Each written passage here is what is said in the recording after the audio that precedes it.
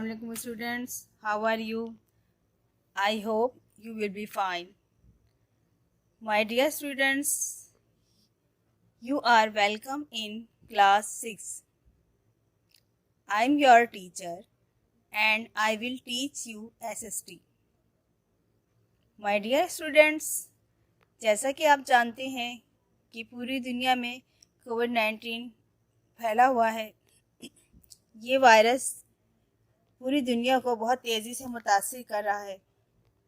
लाखों लोग इस बीमारी की वजह से अपनी जान से गए हैं।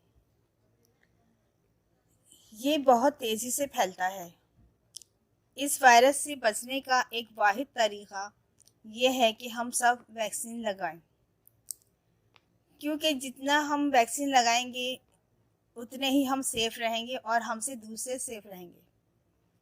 और दूसरा हल ये है कि हम मास्क पहनें। मास्क भी इस वायरस से बचने में बहुत मददगार है। जब भी बाहर जाएं अपने हाथों को सैनिटाइज करें और जब वापस आएं तो भी अपने हाथों को वॉश करें और हो सके तो जितना ज़्यादा से ज़्यादा जो है गैदरिंग में जाने को अवॉइड करें और सोशल डिस्टेंस का आप ख्याल रखिए। आजकल डेल्टा वायरस फैला हुआ है। ये बहुत ख़तरनाक है और तेज़ी से फैलता है। लाखों लोग इस वायरस की वजह से लुक़्मे अजल हो गए। कोविड-19 की वजह से आपकी फ़िज़िकल क्लासेस नहीं हो रही हैं, लिहाजा एक बार फिर आपको ऑनलाइन क्लासेस में वेलकम है।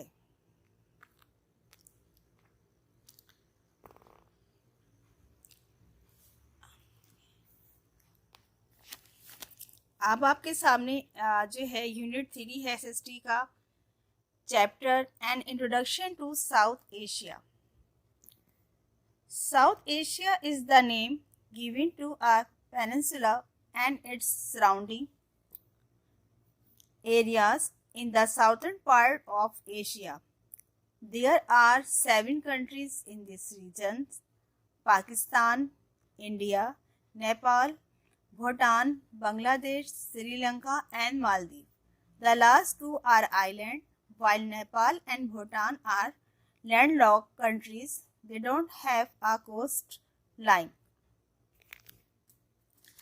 साउथ एशिया में जो नाम दिया गया है पेनिनसुला और इसके आसपास के इलाकों को, जो कि एशिया के जनूबी हिस्से में वाक़ है, साउथ एशिया का नाम दिया गया।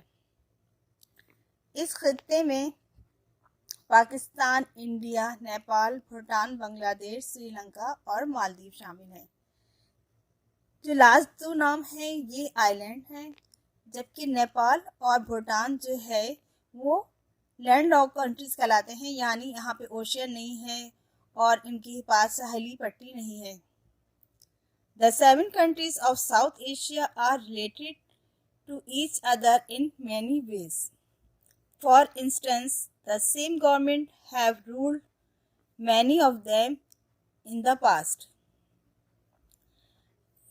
ये 7 ममालिक हैं, इसके जो हालात हैं एक दूसरे को से बहुत मुमासलत रखते हैं और ज़्यादातर मुल्कों में जो है एक ही हुकूमत ने जो है हुक्मरानी की है। और the situation in one of the countries very often affect the people living in the others. एक मुल्क की जो सूरत हाल है वह दूसरे मुल्क को असरअंदाज करती है। For example, all reverse of Pakistan originate from India, and the dams built on any of these rivers in India may affect the irrigation in Pakistan. जितने दरिया पाकिस्तान से गुजरते हैं वो कहाँ से निकलते हैं? इंडिया से। और जो उन पे डैम बने हुए हैं दरियाओं पे, तो वो भी इफ़ेक्ट असरअंदाज होते हैं पाकिस्तान की ज़राअत पर। इसी तरह से अगर एक मुल्क में एक इंडस्ट्री कायम होती है तो वो अपनी जो है बनाने के लिए जो मटेरियल चाहिए होता है, कच्चा माल जो चाहिए होता है, वो दूसरे मुल्क से लेते हैं और इस तरह ये दूसरे मुल्क के लोगों को जॉब्स भी प्रोवाइड करते हैं अपने पड़ोसी मुल्क को। और जो the environmental pollution in one country can also have an immediate effect on the others, और माहौलियाती आलूदगी भी एक दूसरे पर असरअंदाज होती है। इन्हीं वजूहात की बिना पर उन्होंने south Asian association for regional cooperation और सार्क बनाई है। Location in the terms of latitude and longitude, South Asia stretches from 60 degree east to 90 degree east latitude and 10 degree north to 40 degree north longitude. Politically, this is the one of the most important region of the world as it lies on the main route connecting the west to the far east. Towards the north is China, which retains tense relationship with India but friendly with Pakistan.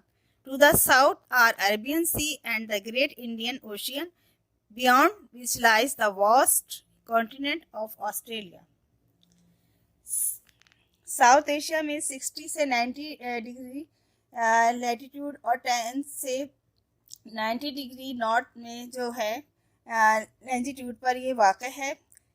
सियासी तौर पर ये दुनिया का एक अहम खित्ता है।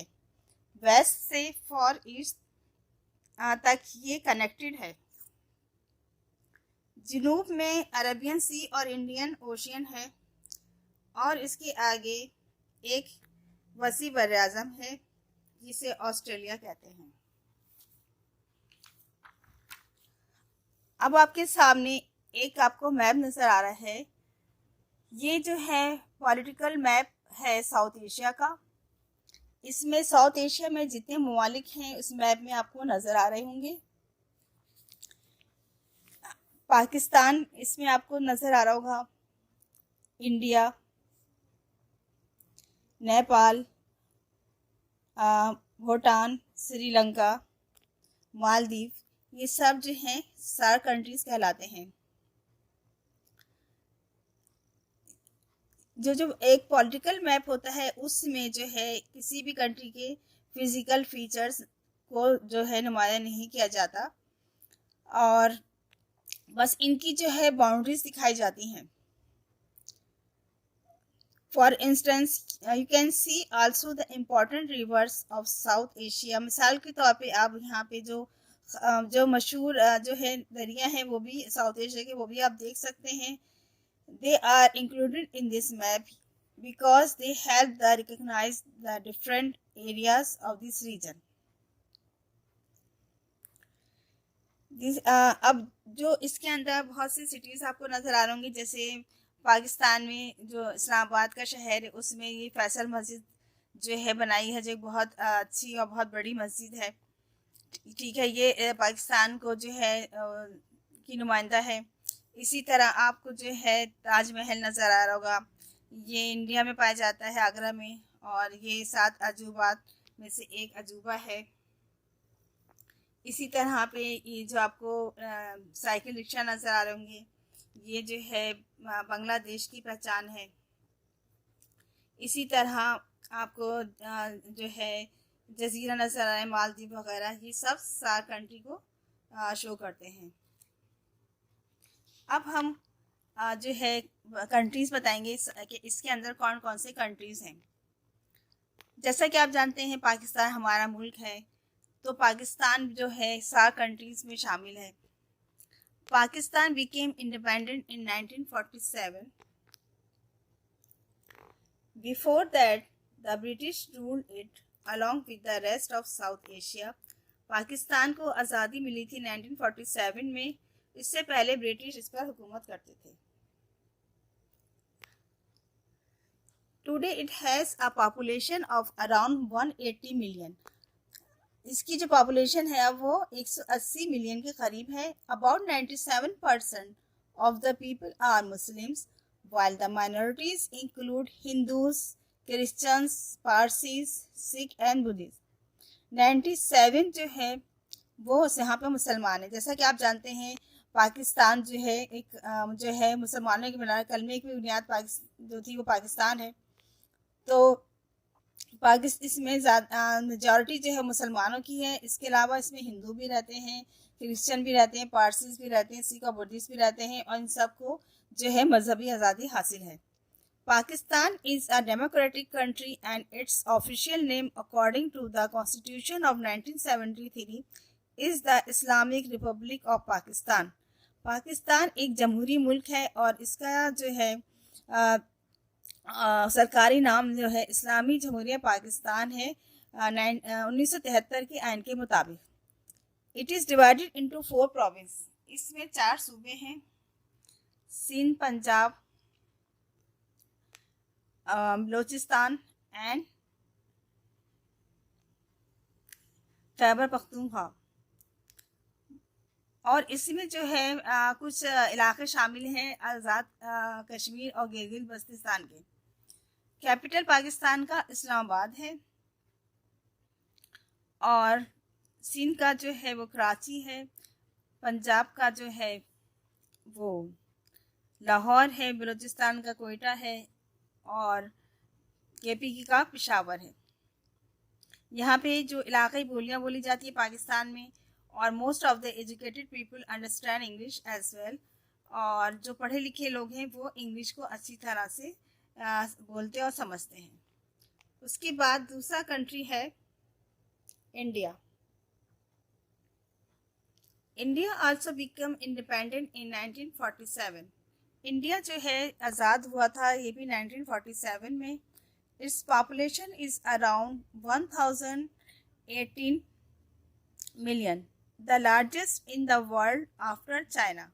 इसकी जो पॉपुलेशन है 1018 मिलियन है, और ये जो है चाइना के बाद दूसरा बड़ा मुल्क है। About 82% of the people are Hindus while 12% are Muslims. 82% जो है वहाँ पे हिंदू हैं, और जो है 12% जो है वो मुसलमान हैं। इसके अलावा दूसरी अक़लियतें भी हैं, जैसे सिख हैं, क्रिश्चियन है, बुद्धिस्ट हैं, जैन्स हैं और पारसीज हैं। India is democratic country. India भी एक जमहूरी मुल्क है, और इसमें जो है जब इंडिया एक्ट के तहत इसमें जो है आज़ादी के वक्त इसमें 1935 के इंडिया एक्ट के तहत जो थे हुक्मरानी की जाती थी। लेकिन इसके बाद इन्होंने 1949 में अपना जो है वो कॉन्स्टिट्यूशन डेवलप किया, उसके हिसाब से उनकी हुक्मरानी शुरू हुई। India is divided into 25 states and 7 union territories. India जो है वो 25 रियासतों पर मुश्तमिल है और 7 मुत्तहदा टेरिटरीज हैं इसकी। The national capital of new Delhi. National capital जो है इसका दारुल खिलाफा जो है वो न्यू दिल्ली है, और इसमें और भी बहुत मशहूर जो है शहर हैं, जैसे मुंबई है, चेन्नई है, कोलकाता है, बंगाल वगैरह है। और यहाँ पे मुख्तलिफ ज़बानें बोली जाती हैं, जैसे Hindi, Urdu, Marathi, Bengali, Tamil, Telugu and Gujarati. While the educated people commonly understand English as well। और जो पढ़े लिखे लोग हैं वो इंग्लिश को अच्छी तरह बोलते और समझते हैं। तीसरा मुल्क है Bangladesh. Bangladesh used to be part of Pakistan from 1947 to 1971 and was called East Pakistan at that time। Bangladesh जो है 1947 से 1971 तक पाकिस्तान का हिस्सा था और ईस्ट पाकिस्तान कहलाता था। It became independent in 1971। ये आज़ाद हुआ 1971 में। Bangladesh is a democratic country. Bangladesh भी एक जमहूरी मुल्क है, और ये बहुत ही घना जो है वो आबादी पर मुश्तमिल है। इसकी आबादी 124 मिलियन है, और मेजॉरिटी जो है इसकी जो है मुस्लिम अक्सरियतें शामिल है। लेकिन यहाँ पे जो है मुसलमानों के साथ साथ यहाँ पे जो माइनॉरिटीज़ हैं वो हिंदू भी वहाँ पे रहते हैं।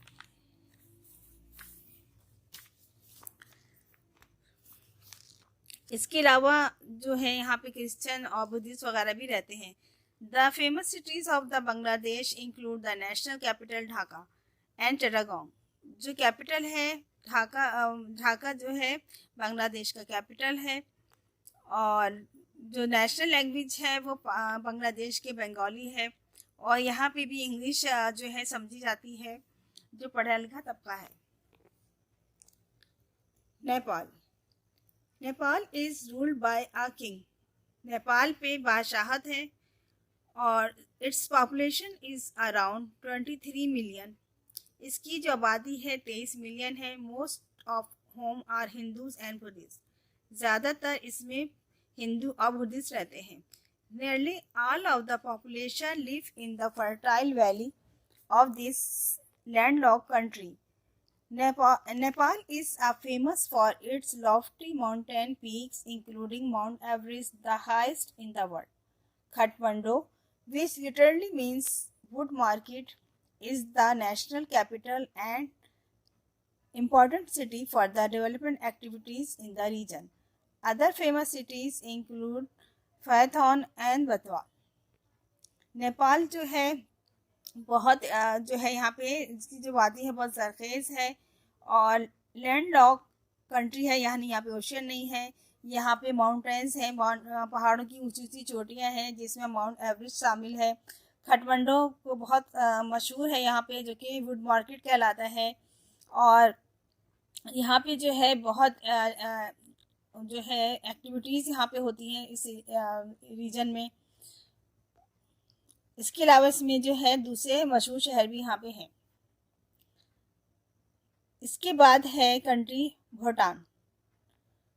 Bhutan is also ruled by a king along the council. Some of the members of this council are elected by the public, while the rest are nominated by the king himself. यहाँ पे कुछ जो है मेंबर्स काउंसिल के वो elected select किए जाते हैं काउंसिल की तरफ से, और बाकी जो है किंग की तरफ से जो है सिलेक्ट किए जाते हैं।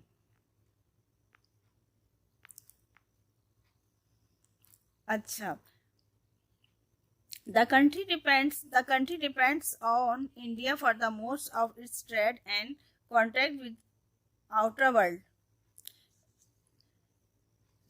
ये जो भूटान है ये इंडिया पे तिजारत के लिए ज़्यादा डिपेंड करते हैं, इंडिया पे और दूसरे ममालिक से।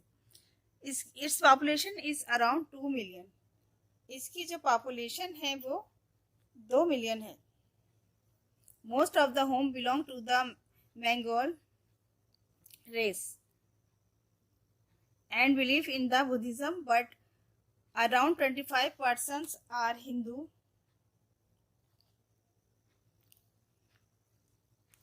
इसकी जो पॉपुलेशन है वो 2 मिलियन है, और जिसमें ज़्यादातर जो है मंगोल हैं और बिलीव करते हैं बुद्धिज़्म पर, और 25% जो है इसके अंदर हिंदू भी रहते हैं। अच्छा, यहाँ पे जो है बुद्धिस्ट मोनेस्ट्री हैं यहाँ पे, और वहाँ पे खानकाहें होती हैं कि जो जहाँ पे इबादत की जाती है। These monasteries not only serve as the important place of worship but also as center of art, culture and local government. अब ये जो मोनेस्ट्रीज हैं ये जो यहाँ पे ना सिर्फ इबादत की जाती है बल्कि ये एक जो मरकज़ है आर्ट का और उनकी तहजीब का। जिस तरह से हमारे मतलब मुल्क में मस्जिदें बनाई जाती हैं तो ये हमारे जो है कल्चर का एक हिस्सा है, इसी तरह से इनकी जो है मोनेस्ट्रीज जो होती हैं वो उनके कल्चर का हिस्सा है। The capital of Bhutan is Thimphu and the official language is Jonga.